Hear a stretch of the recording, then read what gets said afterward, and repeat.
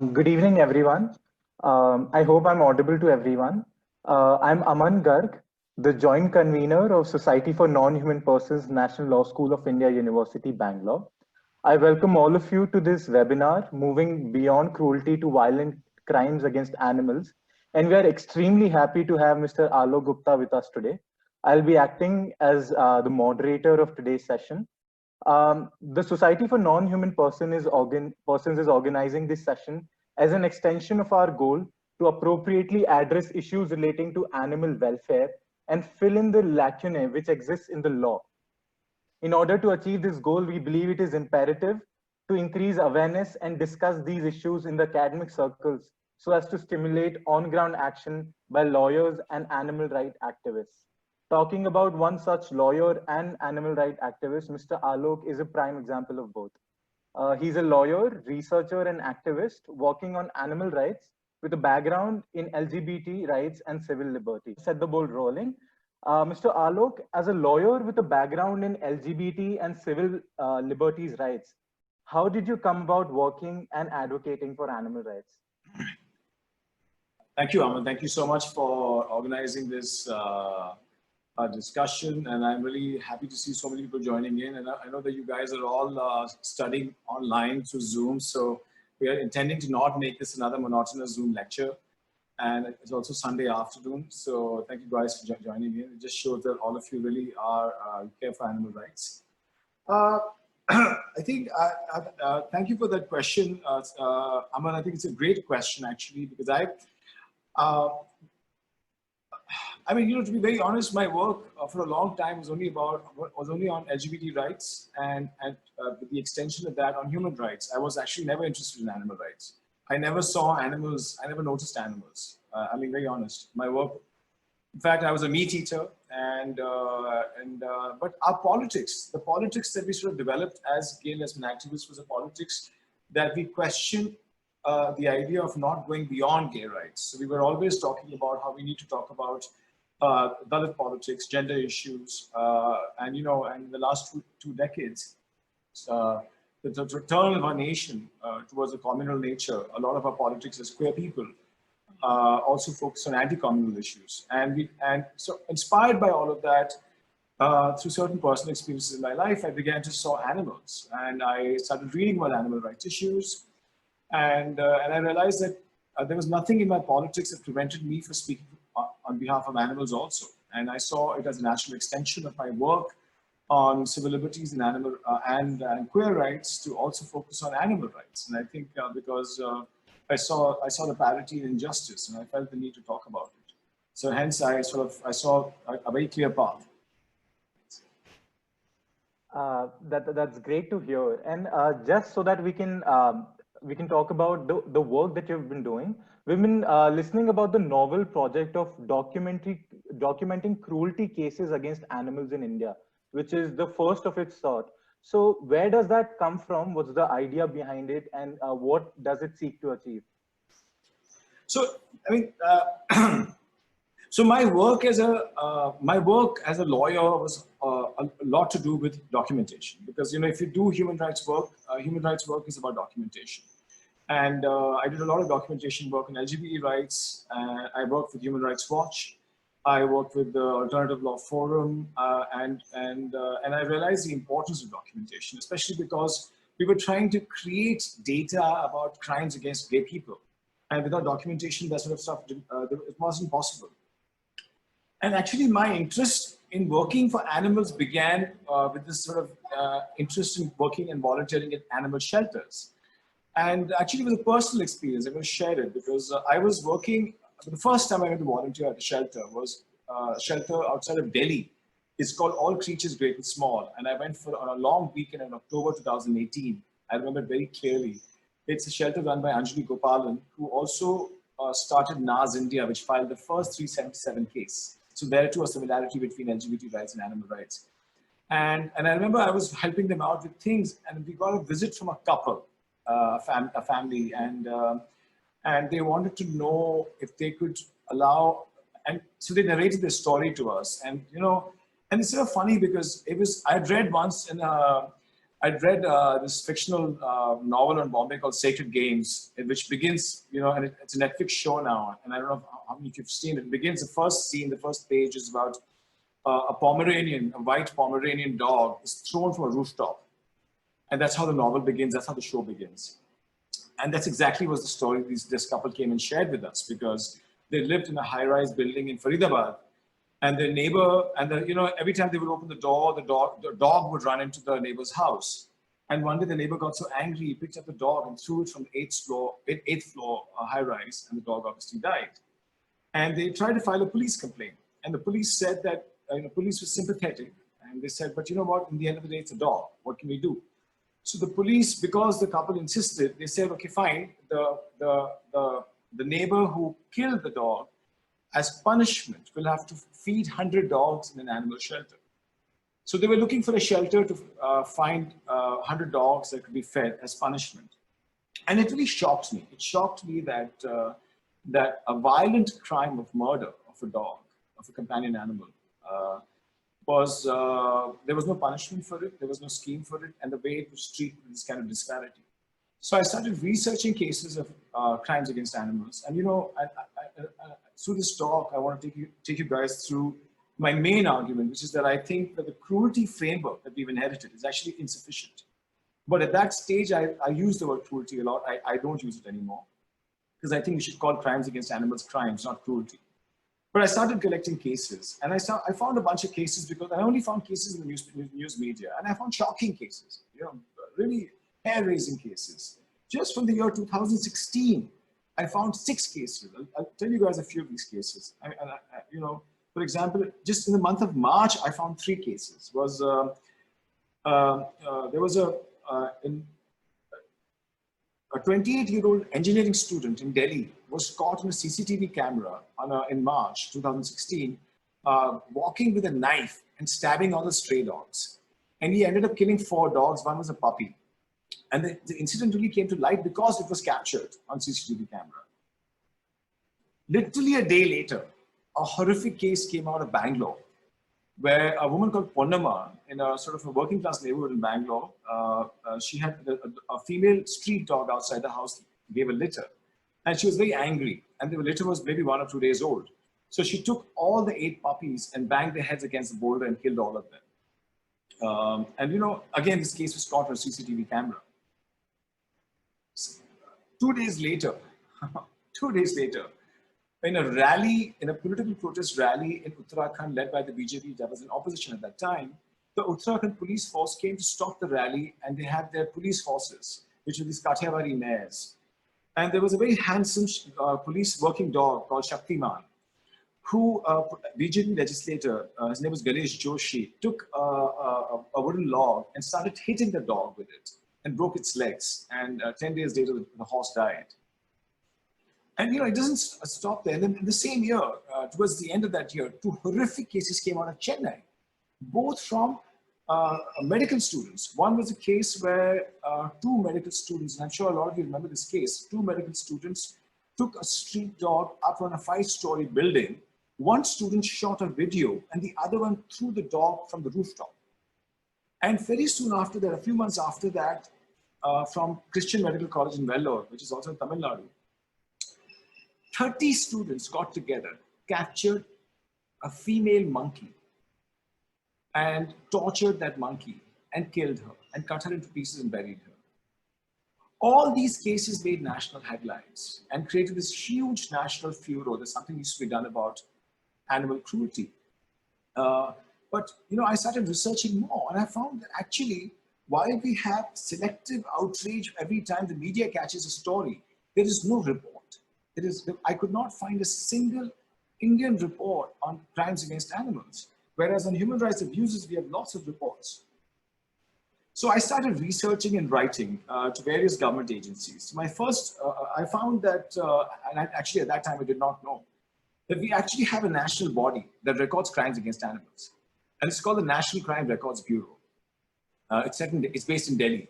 It publishes an annual report of crimes in India.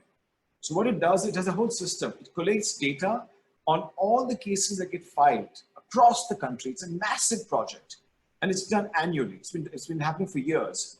So it's a district-wise collection of FIRs, which are segregated in terms of classification of offenses, to look at the effectiveness of the criminal law in the country and to look at the state of crime in the country. The NCRB annual report has no mention of crimes against animals. It doesn't exist. So I went to visit them in Delhi and I asked them. They were very surprised. And they had never had anybody approach them ever asking for data on crimes against animals. So they actually very politely responded to me saying that they don't collect any data on animal victims. They've never collected any data on crimes against animals. And for me, that became the beginning of this project of documentation, because I realized that the very fact that we are not even treating animal victims of violent crimes with the same parity that we treat human victims, herein lies the problem. And we started documenting this project, and that's how this project began. And we've documented around 2,400 cases so far. I've heard it involved extensive traveling. You traveled across India to various animal shelters and NGOs and talking to them. And what was the feedback and attitude of the animal rights activists on ground about the way police have been treating when they themselves reported the crimes to the local police? I mean, this is so I mean, a lot of my travel was suspended because of COVID, because I was actually going to do a last leg of my travel in March, April. But I visited 10 states in total. And we're working with that right now. The standard response. First, they find an animal activist finds a case of a violent crime against an animal. They approach the police station. The police station, in 90% of the responses, the police will say, oh, but it's an animal. We don't have a law to punish crimes against animals. What do you mean? So the job of the animal activist started with educating the police officers that there is, in fact, a law from 1960 that punishes crimes against animals, and you have to register a complaint against that law. That was the first step. Second step, getting the police to actually agree to lodge a complaint. Because in most cases, these are street animals. So the police will say, but kiska kutta hai? Kiski billi hai? Because the idea was that the animal doesn't belong to somebody, then why do you care? Why do you care? So they could not understand the duty to care that the animal activist was exercising. And the third issue, which is a really complicated issue for animal activists, is that in crimes against animals, there is no animal testimony. So the only testimony is either if somebody saw something or actually a timely panchnama, a medical panchnama of what actually happened to the animal. And now, for some reason, police across India believe that a medical panchnama can only be done by a government veterinarian. And this is the biggest challenge that animal activists come across all the time. They can't find a government veterinarian on time to conduct a panchnama of an animal that's actually either dead or severely injured. And it's complicated. Do you actually take the animal to a government veterinarian? But you take the animal to a veterinarian or a shelter where the animal can be treated. So in my experience, what I found is that there's a lot of sort of lobbying and hard work of animal activists. Cases will get registered, but it will just stay there. If there will not be any investigation, no charge sheet will be filed, nobody will arrested, it will just stop there. So this is the sort of experience I found overwhelming. Talking about the penal legislations that extend their protection towards animals, for example, sections 428, 429 of the IPC or section 11 of the Prevention of Cruelty Act, what do you think is the problem? Because as you mentioned earlier, you are disinclined towards using the term cruelty. So just kindly walk us through how this term cruelty came about and how it has been interpreted over the years. And what are the ramifications that we face when employing these? So this is the longer answer, Aman. I mean, this is, because here, and I think this is where really we have not, as a legal community, done any research. I mean, there's a criminal neglect by the Indian legal community and Indian legal academics on looking back into the history of the Prevention of Cruelty Act and researching it. For example, I've only found one academic paper in India on the Prevention of Cruelty in Animals Act, written by two students from the NUJS Calcutta. See, the Prevention of Cruelty to Animals Act has three essential problems. Okay, and I'm assuming a lot of you are familiar with the Act. The first problem with the Act is the very term cruelty. because we already have the 1860 Indian Penal Code that does a masterly job of grading offenses, right? We have a graded system of offenses from hurt to assault to murder and rape. For animals, the Section 11 of the Prevention of Cruelty Act punishes 15 kinds of acts of violence against animals as one offense of cruelty. They're all the same. So tying up an animal, beating and kicking an animal, or killing an animal are all cruelty. There's only one offense. And it's all punished by a ₹50 fine. But there's a greater problem, because the 1960 Act is not a novel act. It actually is a colonial legislation. It follows the 1890 Colonial Act. So we had an 1890 Prevention of Cruelty to Animals Act. And it's important to investigate and look into what was the purpose behind that act. Because the 1890 Act was created actually by a sort of an Indian movement by British wives, because they felt that Indians were very insensitive to animal suffering. And so they saw it as part of civilizing Indians to bring in a law on teaching Indians how to treat animals. But the 1890 Act only applied to one class of animal, which is domestic and captured animal. That means a working animal or a farm animal. The idea, because it's very important to understand, in the 19th century, there was no idea that a concept of a free living street animal, like we have today as street dogs. Because in fact, before the 1890 Act came into force, between 1860 to 1890, across India, in urban municipalities, municipal acts came into force, and they followed a British dog pound legislation, which we find in almost every urban space in India even today, which says that any unclaimed street dog can be captured and taken to a dog pound, and after a 48-hour period when no one claims the dog can be destroyed. That's the language.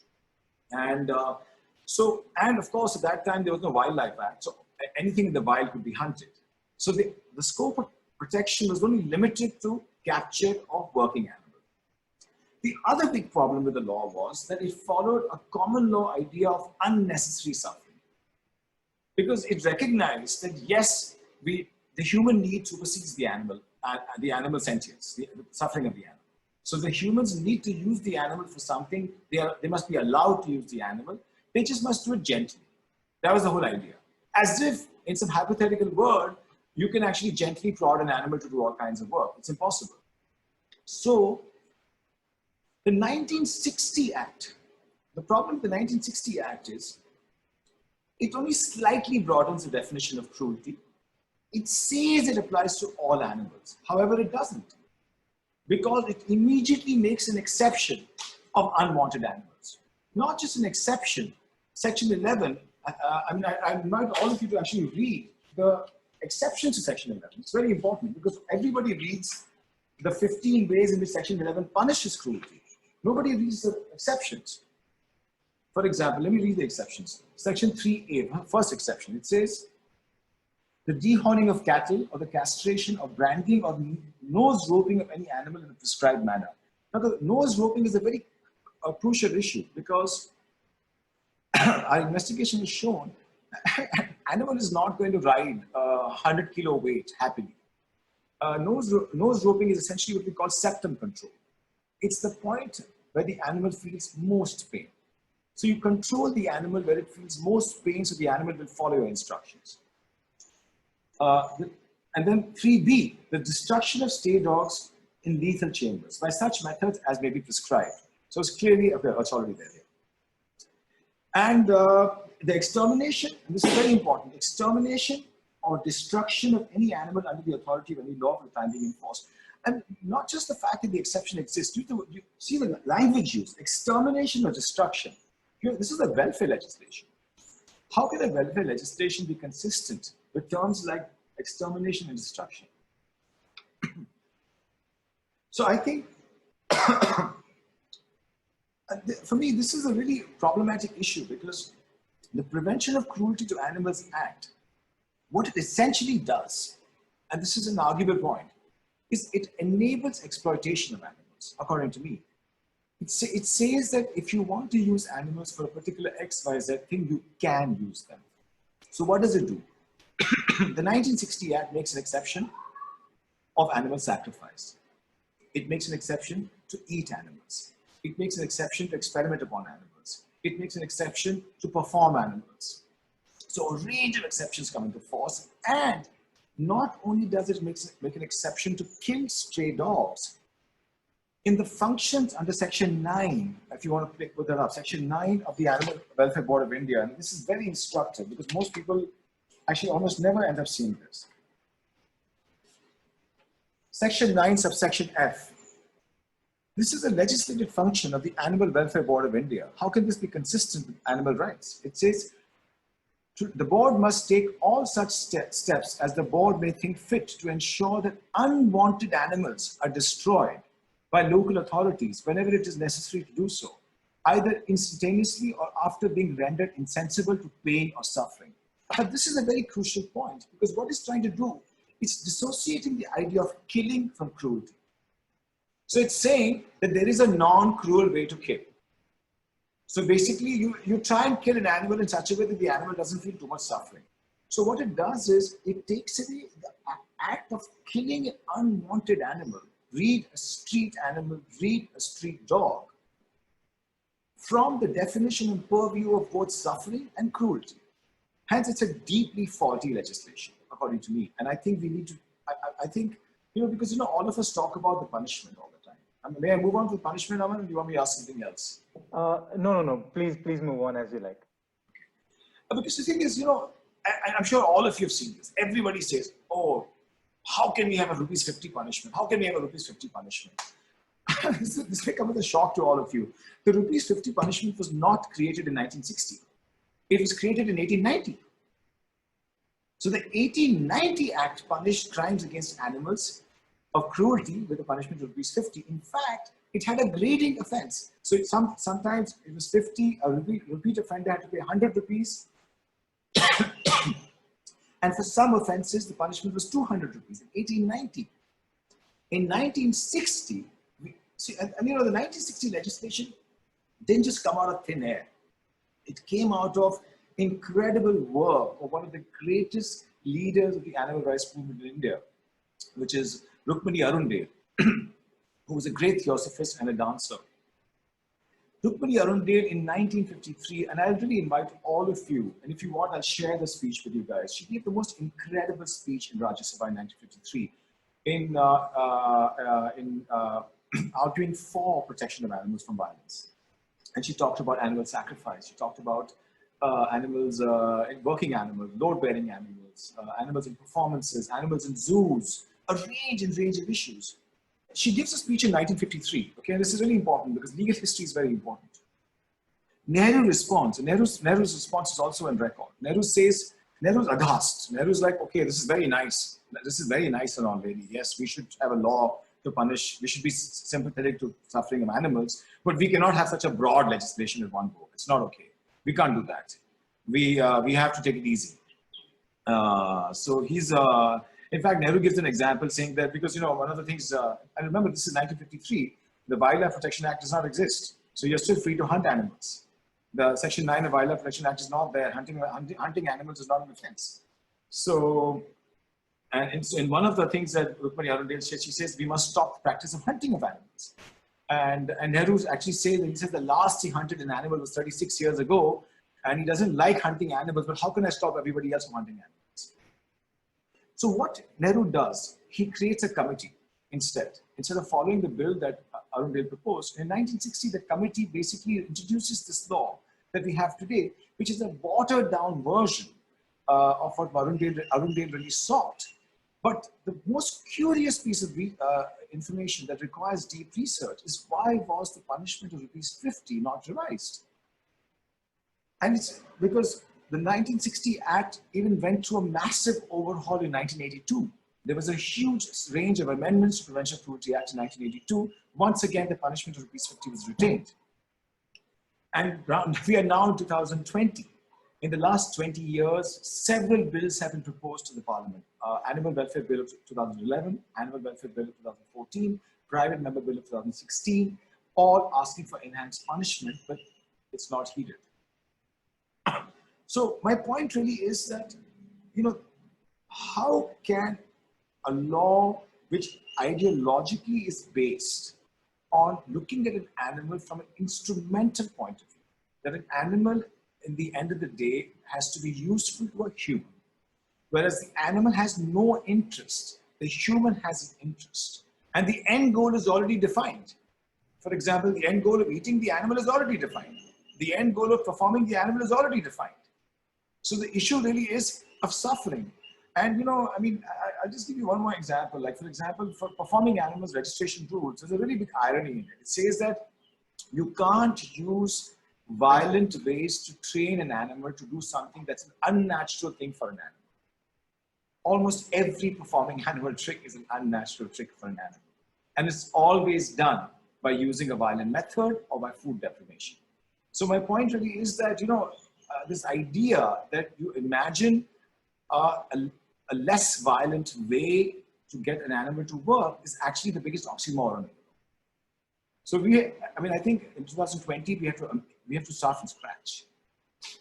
Right. And in the report that we were compiling, there was some cases which I can think of, which you were saying, where langurs were actually captured to act as security for societies. So even the idea of confining them and new ways people are coming up with new ways to inflict cruelty, and that is being allowed in the broad daylight.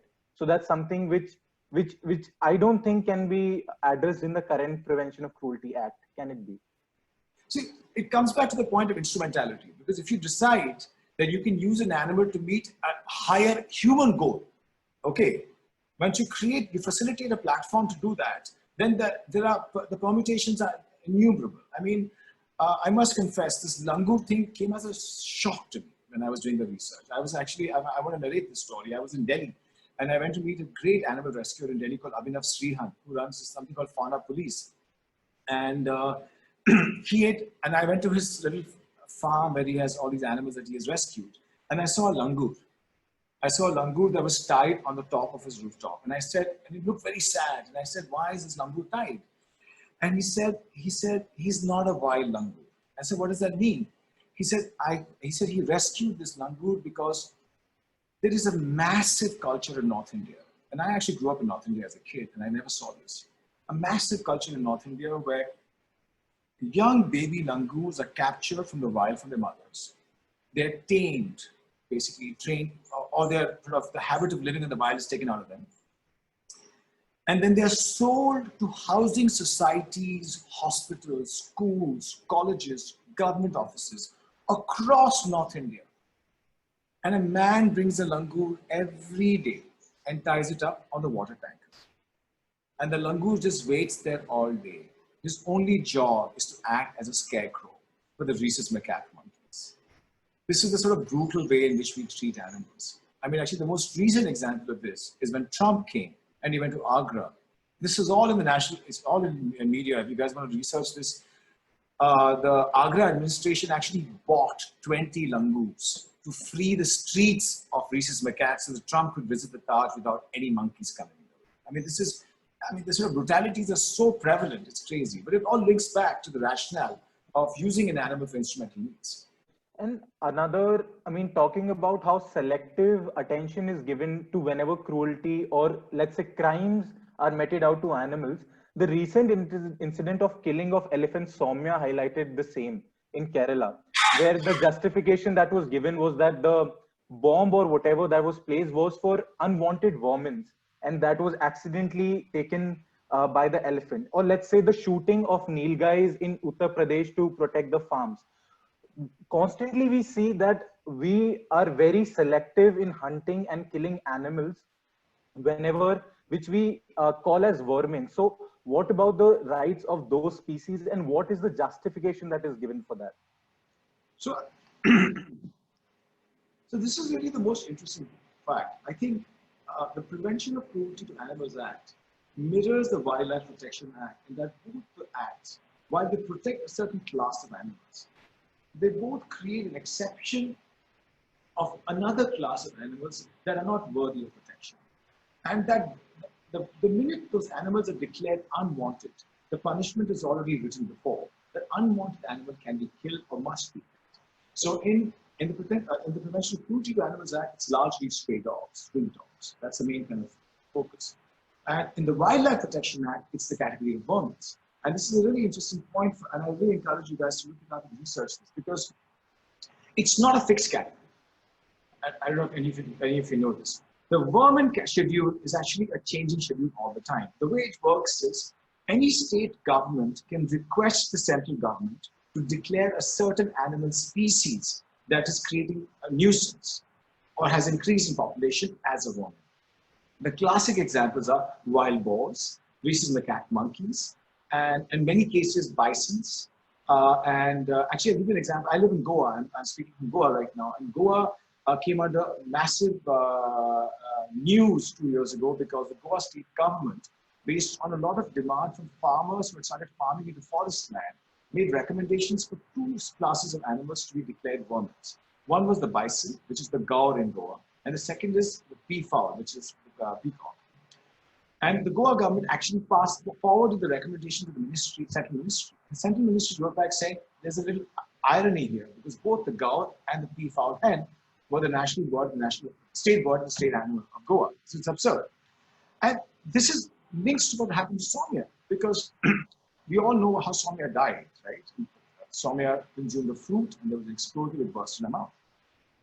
The first set of news that came out was, sorry, it was not meant for Soumya, it was meant for a wildlife. So immediately we created a classification, right? While it is not okay to kill the elephant, it's totally okay to kill the boar. So what we are actually, and this is interesting because you see, what the Wildlife Protection Act does, the Prevention of Cruelty to Animals Act at least prescribes some kind of procedure on how to kill an animal. The Wildlife Protection Act, basically the minute an animal is declared a vermin, the only thing that happens is the Section 9 protection is taken away, which is the animal can be hunted. That's it. So it's a free-for-all. It's a free-for-all, the way you like it. And I'm sure you guys have been following, because just after Soumya's death, newspapers were full of reports of how widespread the practice of using explosives hidden in fruits or eating items are used to kill vermin across the globe. And actually the most, nilgais have been the classic example of an animal that's been declared a vermin again by the farmers. And it's a very complicated issue, and I understand the farmers have a really deep concern, but there was a very horrific report from last year. I don't know how many of you've seen this, and I'm sorry guys that I'm sharing such brutal stories. It was from, actually I have it, it was from Vaishali, Bihar on 2nd September 2019. A video was shot where a farmer caught a nilgai and he dug a pit in his farm, and the video shows him trying to bury a fully alive nilgai, but very alive. And she's put there and she's crying and screaming, and they're putting sand on her, and they buried her alive, and they made a video.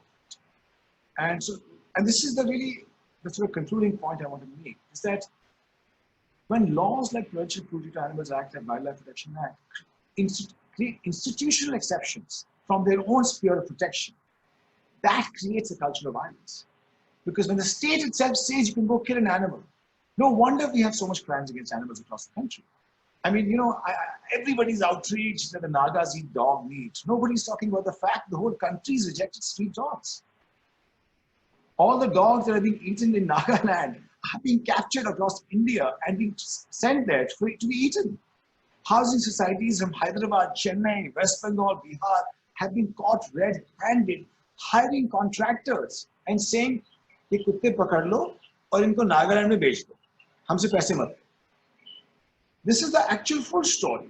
But this is the narrative. We're so caught up with this dominant mainland narrative. We are looking for the enemy constantly. We're not realizing the enemy is right here. So this is the complex issue of Soumya. I hope I answered that. I'm sorry. Right. And I'm glad you brought up the point of Naga dog meat and the recent ban. From the point. It's very dark in that. Sure. Yeah. Yeah. So, how, as an animal right activist and lawyer, do you analyze and examine the recent dog meat ban? Do you think ban was the right way to go about it, or how should we view it as not only from the eyes of animal rights, but also the fact that a lot of um debate is about how this is a kind of culture imperialism that is meted out. So, how do we view the recent dog meat ban? So I will just go back to the Prevention of Cruelty to Animals Act. Okay. And I think this is why I'm saying I really hope that all of you will actually start researching and writing papers on animal rights. And because there's a lot of research that's not being done. So the thing is, actually, the section 11 to 11.3e, the exception of eating an animal. Okay, it says the commission or omission of any act in the course of the destruction or the preparation for destruction of any animal as food. Please see. For mankind.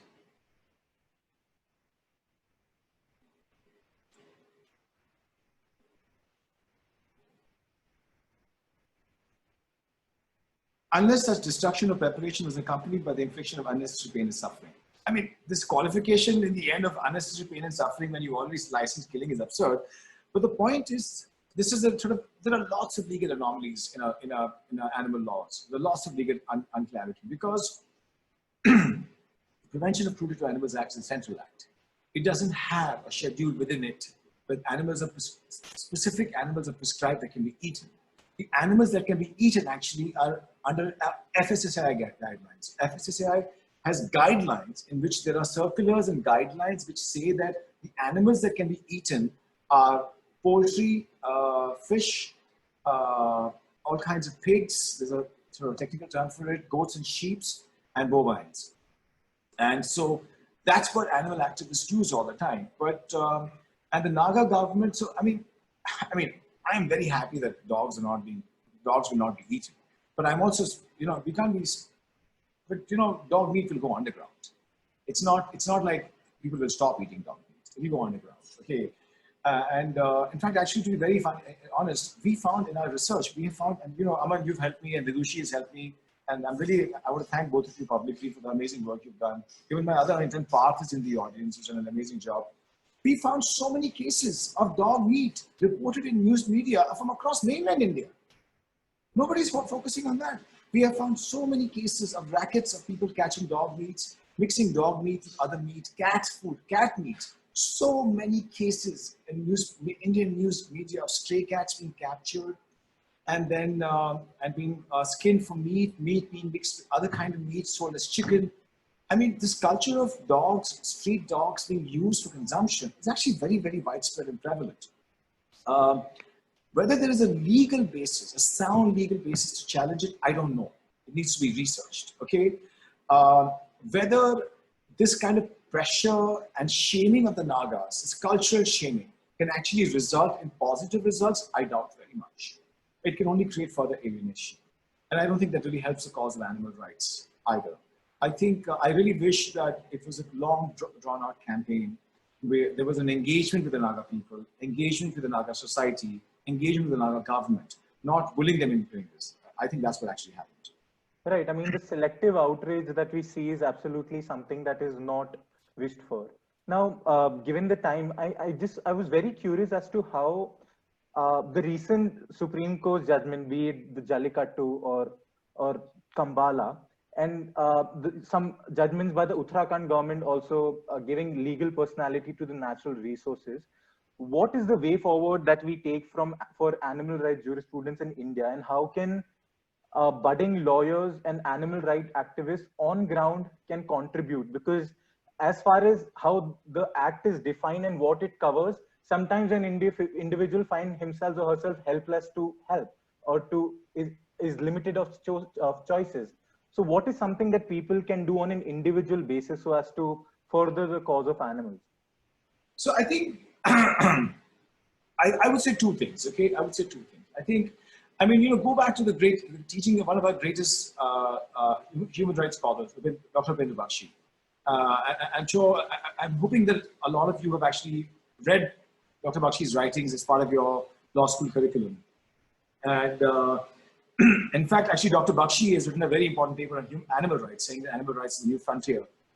And Dr. Bakshi always argued that, lawyers, the job of the lawyer or an activist lawyer is to litigate, is to take cases to court. Because it's only when we instigate issues, we highlight issues, we go to court repeatedly, do we create a jurisprudence on the issue, okay? But I think at a law school level, I would suggest two immediate things that are very, very needed.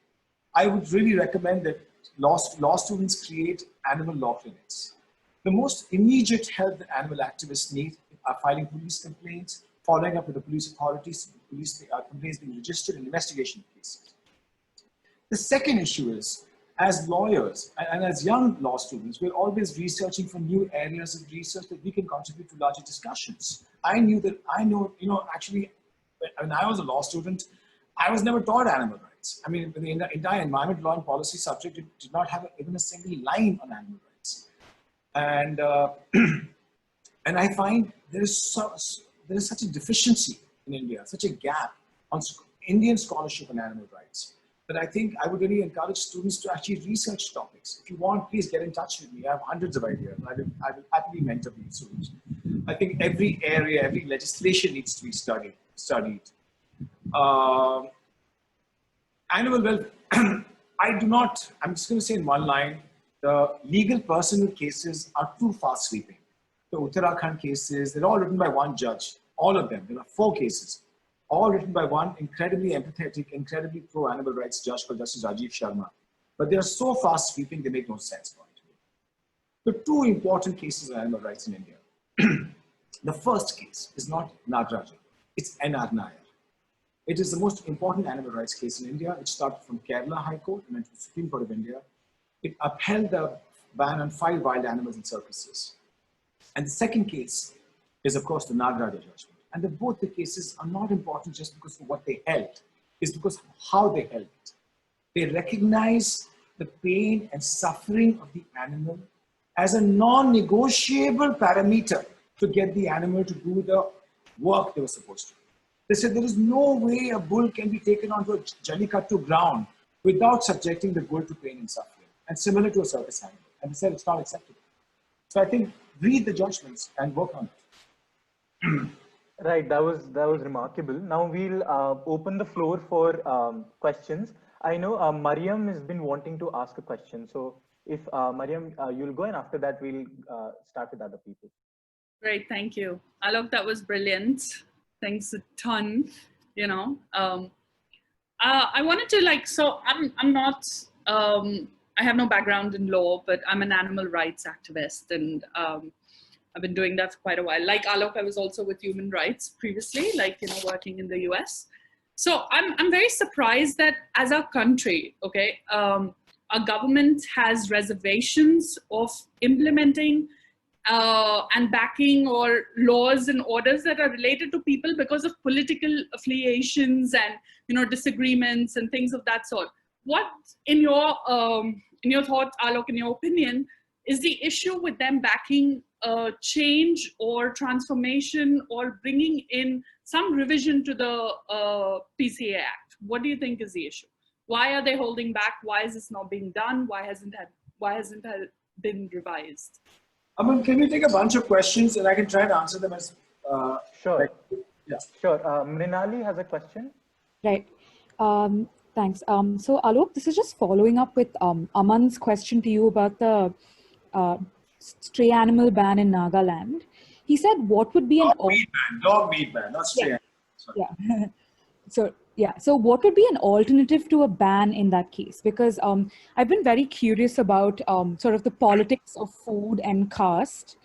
And so, I mean, if you don't ban it, what kind of regulation would one suggest? Because this is similar to the question of beef as well, and other sort of foods that are linked with sort of different communities and that are inherent to their eating practices. Sanjana had a question. Are you here, Sanjana? Yeah. Good evening, sir. Please don't be sir, guys. I'm really not that old. Thank you. Okay. Sir, my question was with regard to unnecessary infliction of unnecessary pain. So my question was, when it comes to Wildlife Act, whether killing of vermin, in that case, whether the unnecessary infliction of pain would still hold good, and whether since we have Jallikattu judgment, whether that would be applicable in this case, and whether we can say that there are certain guidelines which would apply while killing of vermin itself. Thank you, sir. Do you want to answer or should I take more? Take two more. Okay. Mr. Alok Garg had a question.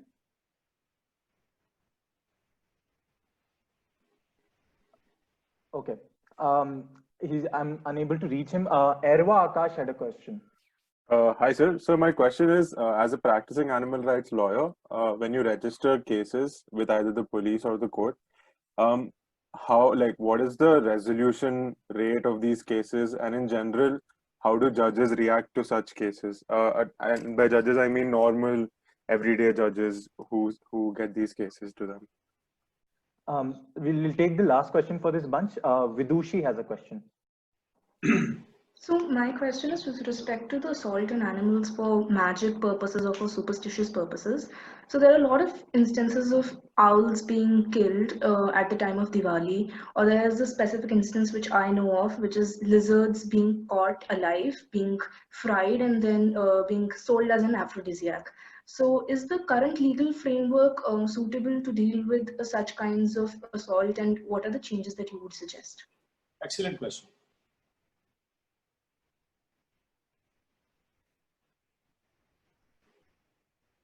I mean, so I think I'm going to give some controversial answers, okay? Is that allowed, Saman? Depends, but yeah, for sure. No, you're going to censor me. No. It's absolutely allowed. No, I think Miriam's question about inaction, I have a totally different take on it. My point is that you need to see the prevention PCA as a law in practice or as understood only in reference to working animals. Okay, and the reason why the punishment of ₹50 has not been enhanced in 130 years it's been around is because lawmakers, this is my deep guess, are worried that a higher punishment will make this law anti-poor. Because please understand, exploitation of animals is so deep, working animals is so deeply linked at some level to exploitation of poor people. Most working animals are in possession of poor people, farmers, somebody who's riding a tonga. I mean, this is a very controversial issue, and I don't think the animal rights community can escape this scrutiny because, so this is a really important thing to understand, and according to me, that's the reason. The inaction is because the fear that if you increase the punishment, you're really going to create the burden on the working class people. I think a larger context looking at exploitation at large. I mean, there's a very good study done by ILO in conjunction with Brook India on mules and brick kiln industry in India, okay? And they look at 380,000 mules across India, and they say that mules are exploited because the people, the workers who work, the mules are exploited. I mean, you can't just talk about the mules being exploited if you don't know about the workers who are being exploited. Now, if you go and say, oh my God, I want to find this laborer for not taking care of the mule properly, who makes 100 rupees in a day, and he has to pay 50 rupee fine, it sort of all falls apart. So we need to kind of really think through this. So this is my controversial answer. I forgot the name of the person who asked the dog meat alternate point. I mean, I think that's a really good question. Huh? Mrinalini. That's a really, really good question, Mrinalini. And you're absolutely right. How do we not use the language of ban? Because we have seen the violence that comes with it. You know, and this is again, I'm saying again, this is my animal left point. I'm part of a collective of people, and you can go to our website, it's called animalleft.com. We talk about animal rights issues from a left perspective. And our point is that every time a ban comes in, you see violence against weaker sections of the community, okay, in the name of the animal. And so I'm very hesitant, and I find the idea of bans very problematic. I think we have to have a discussion. I think everybody wants a quick victory. And I think animal rights community is also sort of riddled with this idea of quick victories. I don't think there are any quick victories. I think there are long victories, and I think we need very long discussions and sort of platforms. But the larger issue is that there's a hypocrisy with the dog meat ban. How can you ban dog meat and allow all other animals to be eaten, especially when the exception in the PCA is for all animals? I mean, in many ways, this has just not been argued.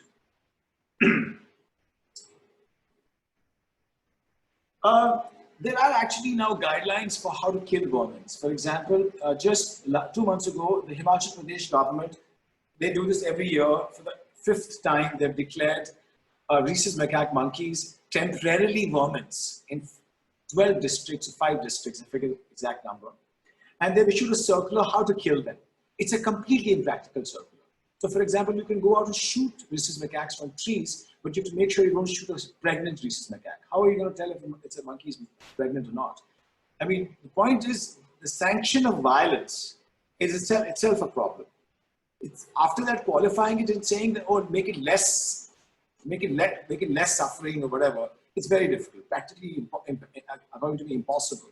However, the government has tried to create guidelines because all these animals are technically also covered under the Prevention of Cruelty to Animals Act, including vermins actually. I will give you an example of register cases, okay? The second last question.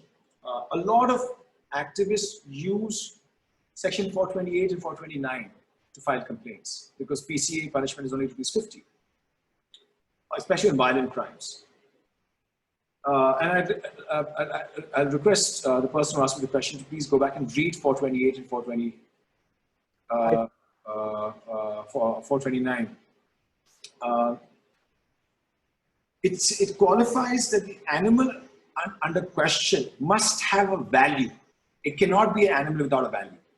And the value under 428 is ₹10, under 429 is ₹50. So for example, if you, in almost all cases, police will, after the activists fight with the police, they will register a complaint. But it often, almost always becomes a mistrial because in the first stage of trial, the judge has to determine the value of the animal before the charge can be made. And it's impossible to establish value. So that nothing moves forward. I have not been able to find any cases of somebody who has been convicted for a violent crime or cruelty against animals, except under some cases of sexual assault, where the animals people have arrested, but they've been released. Final conviction has not happened. So that is, even in our investigation, we could not find any data. It's pretty lower point. Vidushi's point about magic and superstition, just like the langur story I mentioned earlier, the superstition stuff was something I never expected to find in our investigation. We found so many cases. We found reports of, for example, the biggest trade of barn owls happens during Diwali. And it's not some like, I mean, just imagine as, Hindus, we are supposed to be following ahimsa. We are in the Hindutva sort of narrative, the carers of animals. But in fact, during our biggest festival, a lot of Hindus across India, I'm not saying all the Hindus, but a lot of Hindus across India buy owls. Why do they buy owls? Because the owl under mythology is considered to be of Lakshmi. So they believe that you trap the owl in a box. And if you trap it and it can't go, Lakshmi can't leave your home. That's the sort of the depth of our belief system at some level. And again, the instrumentality of the animal. So of course the owl dies. And actually if the owl dies, sometimes people burn the owl at home. Because the idea that Lakshmi is forever trapped in your house. So you'll always be rich. It's absurd. But the shocking thing is when you correlate this kind of data with the news reports, every year around Diwali, there are huge raids. They find huge numbers of barn owls being traded, moved around to areas, taken to markets, these sort of private markets where the trade happens. But I will share one last example on a superstition thing that I found in one of my investigations when I went to Surat. I had gone to meet an activist called Mr. Darshan, and while I was talking to him, one of his volunteers came running, and he said, he looked really like tired, and he had blood on his shirt. And he said, what happened? He said, I just rescued a monitor lizard. I said, oh, wow, from where? He said, somebody found her in their neighbor's house in a drum. The monitor lizard, a big monitor lizard, all 4 her limbs were chopped off. A voodoo magic was done, and she was kept in the drum to wish that on an enemy. So you see, you take an animal and you make it a proxy of what you wish to do to somebody else. I mean, these insane levels of brutalities. Okay, monitor lizards are protected species under the Wildlife Act. Complaints can be filed, but I think almost no complaints get filed.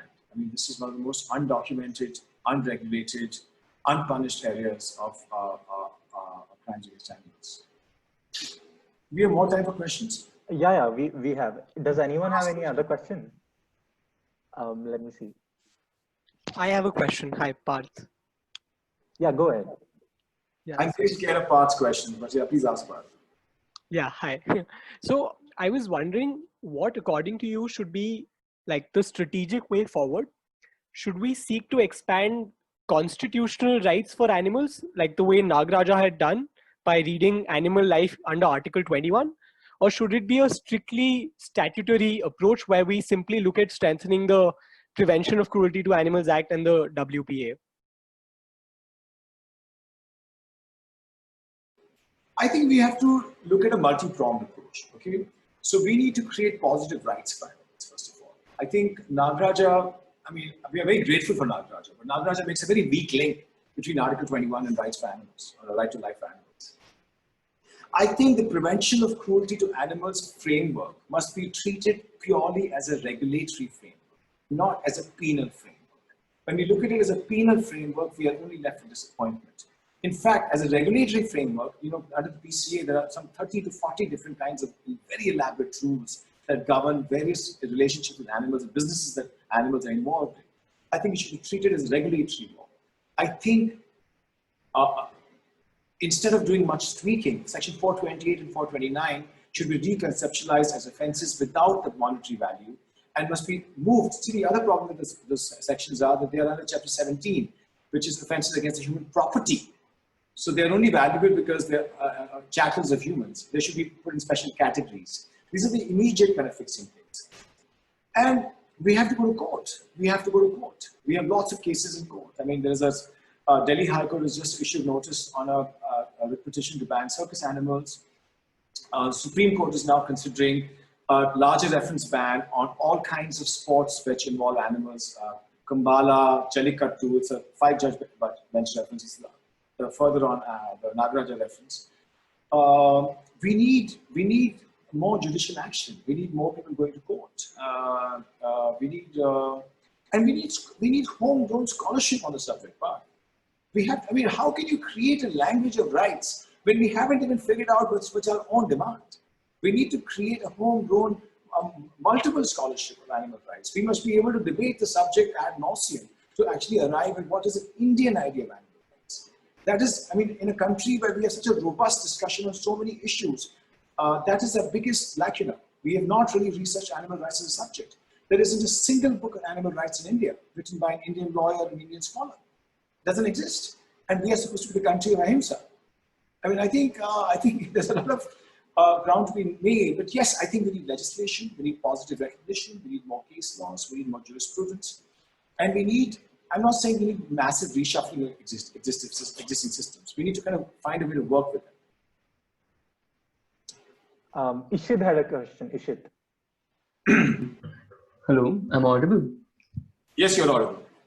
Yes, this might be a little tangential, but given how you started with telling us how you were researching on human rights and human rights law, and then animal rights law attracted you, and you started researching and your work on those. So it is obvious how human rights research would have an impact on animal rights research. But in your opinion, how has this, at least this nascent stage at which animal rights research and activism is on, considering how has it had an impact on the other side as well? Has it affected the way we view and conceptualize about human rights? For me personally, yes.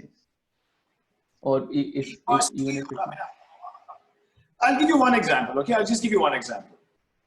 I read a really great essay. I have them here.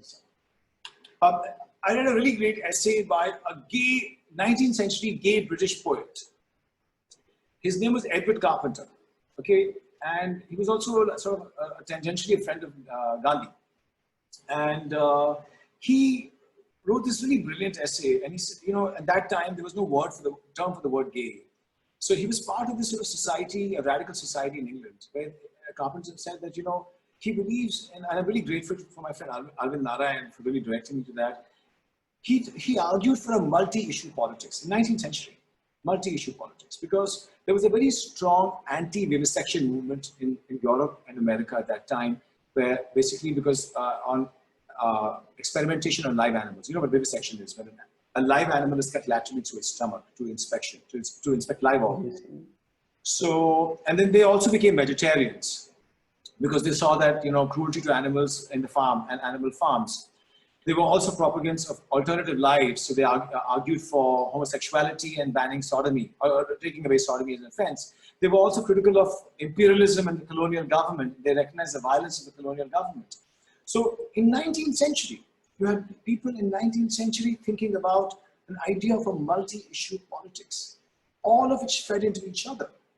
I feel that somewhere in our great culture of human rights and social movements in the last 70 years of our country, we haven't taken Rukmini Arundale's brilliant work forward.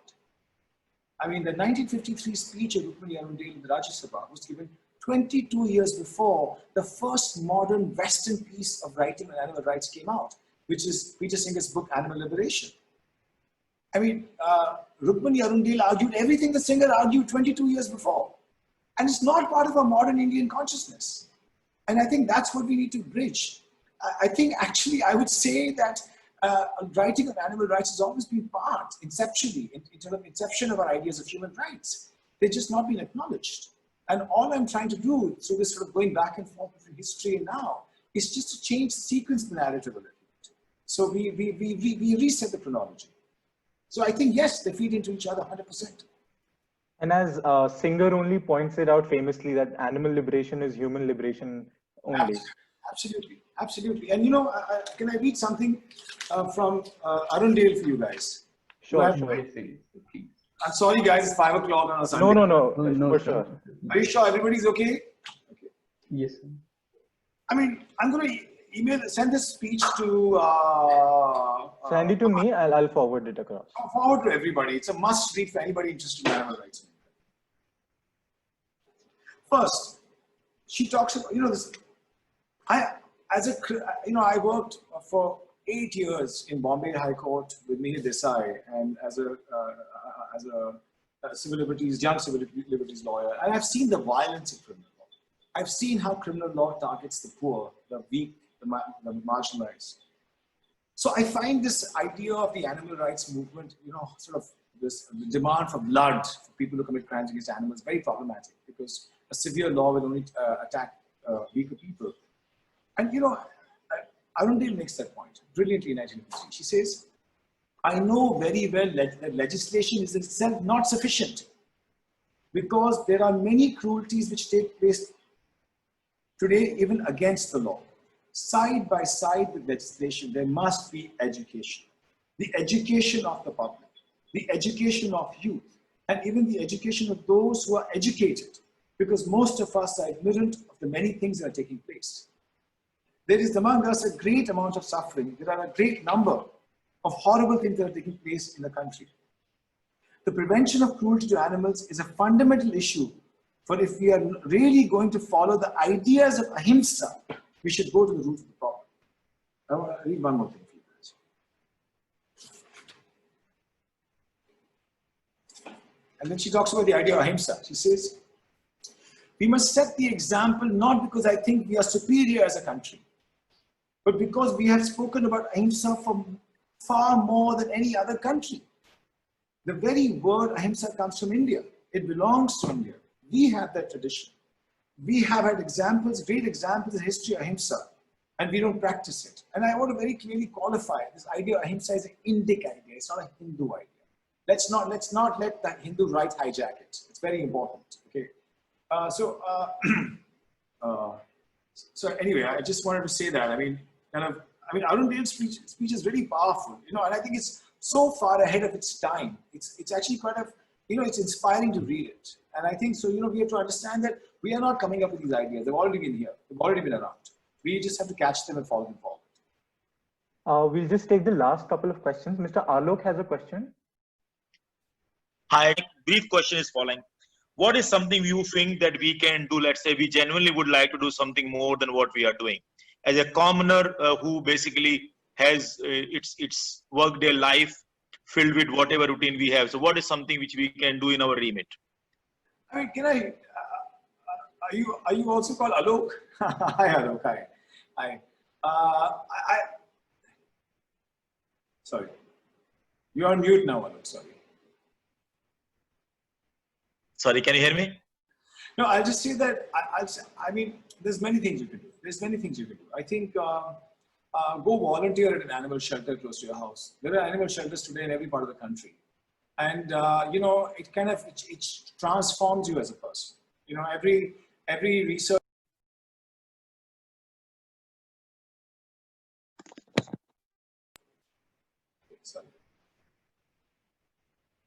Hello. So I would say go volunteer at animal shelters, spend time with animals. Don't just have theoretical knowledge of the issue. You can actually support. If you have money, donate to animal causes. I mean, animal causes need money. Animal organizations are in dire need of raising money. Animal shelters that desperately need. We can all have a help in a small way, just by going and volunteering at an animal shelter, by donating some money. But all of us have social media accounts, by sort of talking about animal rights issues.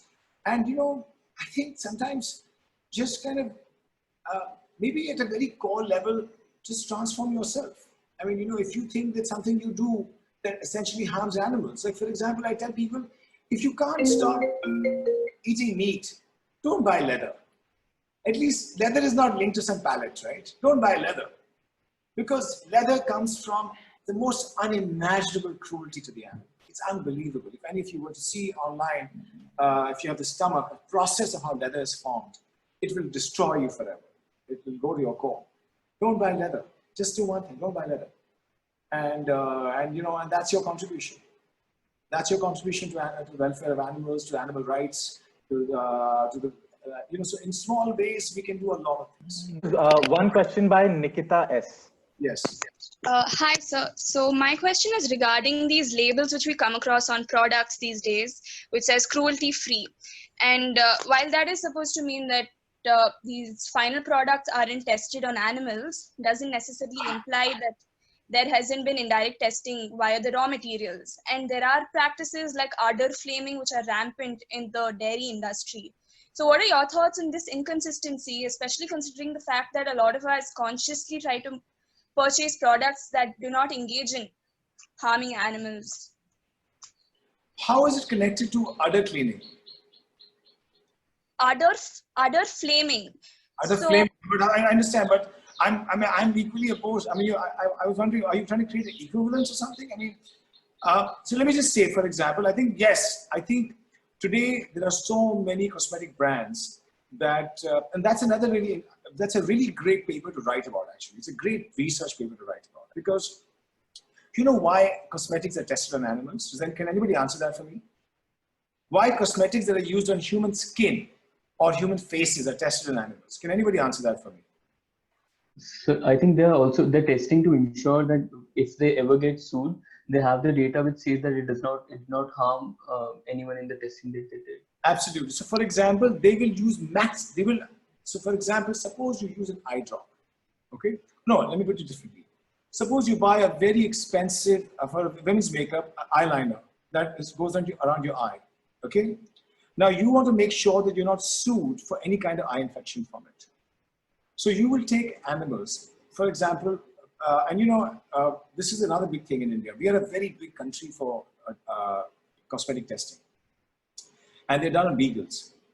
So what they do is they'll take beagles in facilities and they test all kinds of things. So they will put 100 times the quantity of what you will put on your eye into the eye of the dog to see at what point the eye gets damaged. That's the data they're trying to collect. So they use the animals not just for a touch reaction on the skin, to calculate the extremities of the reaction. It's precisely because what you said, to calculate litigation cost. I mean, it's absurd. And it must be stopped, must be challenged. Some of the biggest brands are for it. I think it's actually quite possible. I would go on the PETA website. PETA has actually been really great. I recommend two things. There's a website called Beauty Without Cruelty. It's a very old animal rights organization based in India, out of Pune. You can write to them, you can call them. There's a lot of data on their website. You can go and visit the PETA website. I did some research because I like to use some products, and I found that the only brand that's a little expensive that's completely animal testing free is Kiehl's. K-I-E-H-L-S. Actually, it's Kiehl's stores all over the country because one of my friends was working there. But actually, that company was founded on being free of animal cruelty. But there's a lot of companies now, a lot of independent brands in India are free of animal cruelty. See, the dairy industry is very cruel. I don't consume any dairy. I find it very hard to consume any dairy. I think I actually totally buy the vegan argument that milk is actually equivalent to meat, because the way milk is extracted from the dairy industry, there is so much violence in it, and the abandonment of male calves. I mean, there is absolutely nothing not true about milk. I mean, I think the dairy industry is highly problematic. For me, I think they're completely interlinked. I hope I've answered the question. If this question can be the last one, I wanted to ask one thing, that when we were talking about the use of mules in the brick kilns, you mentioned how we have to first reorganize the rights of the laborers and the wages that they get and after that can we come to talking about the quantum of punishment. Isn't the case similar with the dairy industry, given that unlike US and the Western countries where huge industries and machines are employed to extract dairy products, in India, it's mostly small-scale farmers and poor people who are taking care of cow. And when we talk about like going against dairy, it's also kind of comes back to the argument that we have to first improve the farmers' condition and their income before coming to that. It's a very good question, Aman. You know, let me give you a slightly different answer. The Indian government is really pushing all kind of animal product industry that's poultry and dairy and pig farming. Okay, they are really pushing three industries to become large. They want farmers to make co-ops to get into it. So poultry, which includes eggs, dairy, and pig farming, and they are encouraging people to follow the cruelest of Western industrial agricultural practices. Not only this, ever since last year, the portfolio of animal welfare has been transferred from the Ministry of Environment and Forest to the Ministry of Dairy, Agriculture and Fisheries. So the ministry that is responsible to increase animal farming is also now responsible for animal welfare. There lies the conflict. Okay. So my issue is not against small dairy producers. I'm not making a point about that. I actually feel that a lot of activists tell you that often they are able to have dialogue on a case-to-case basis. And actually, I don't think that we should go around harassing and arresting poor dairy guys who run poor dairy businesses or work in the dairy industry. We should only educate them. We have to talk about our own consumption. We have to talk about our own consumption. Can we reduce our own consumption of dairy? If we can't stop it, let's reduce our consumption. I think that's the sort of collective moral responsibility that we have. We have to reduce the consumption of animal products. We have to reduce the consumption of dairy because I think, especially in a country like ours, which is such a criminally charged atmosphere of violence, the brink of violence all the time, I don't think that we should use animals as an excuse to punish anybody or commit crimes on anybody. And if there are no more questions, I mean, I thank Alok. It has been a great session, and all of us have enjoyed it immensely. And we thank you for taking out your time. And if you have any closing remarks. I mean, I just say that there are a lot of really interesting animal rights organizations in the country now. They're all doing really, really interesting work, okay? And I find a massive gap in really good quality research and I think you guys can bring that in, and I think you should. I would really encourage you guys to intern with animal rights organizations if you're interested in the subject. I would also, I think because I feel a deep lack of an education on animal rights in my law school, and I hope that we can remedy that. And I really think that you should lobby with your law school and create a course on animal rights, a course that is not a thinking course, where we really think about animal rights in a different way. We create a unique Indian idea of animal rights. I think National Law School is so well positioned to do that. Actually, the best thing about animal rights in India have been Indian judges. I mean, they've just been incredible. We have so many. We have such a great resource of really empathetic, even though not perfect, but really empathetic judgments and orders on animal rights, written by Indian judges. And I think it shows something great about our judiciary, especially today when we are going through such a tough time in our legal system, in our entire human rights framework. I think it's a really good reminder that of the kind of the strength of the Indian judiciary. And I think so. Engage with these decisions, write about them. I think make them your next project for your class essays. Everybody who's attended today's seminar must write an essay on animal rights. At the risk of sounding boastful of my committee, I think what we have been trying to do since our inception is that we organize this competition called Animal PIL Competition, which is one of its kind. And recently we offered internships to our college students to work with animal rights activists. I think we'll certainly follow up with that and lobby with our Vice Chancellor. That's a great heads up that you gave us. And again, I would like to thank everyone, especially Vidushi, for coordinating. And of course, I can't thank anyone more than Alok for taking out the time. And I'm really looking forward that in the future as well, there'll be constant interaction between the participants and Alok. And I thank everyone for taking out the time. This was something long due and very crucial. And that's it. I mean, I just want to make the last point, Aman.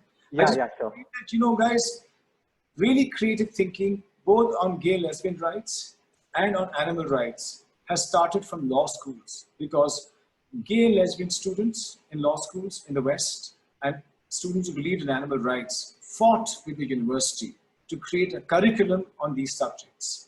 And now if you look in the last, when I went to law school 15, 20 years ago, there was no law and sexuality subjects in this thing. But when I went for my master's to Columbia, the Law and Sexuality Center was so new, everybody was raving about it. But even in that time at Columbia Law School, there was no animal rights center. Today, 5 years later, there is a center on animal rights. So I'm saying that, a law school is a space to start that space of thinking. And I really want you guys to take this forward. Okay.